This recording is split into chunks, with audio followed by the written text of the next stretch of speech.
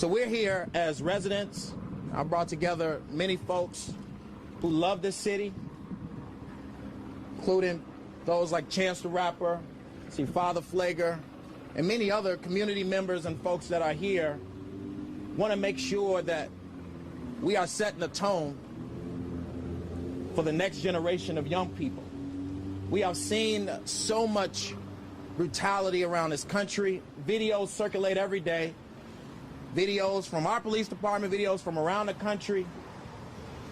And we want to make sure that America knows this is not something that we're going to stand for. This is something that organizers all over the country are ready for. And we're so tired of marching and protesting. Our leaders in power have done everything that they can to just put up smoke screens and get votes and everything else.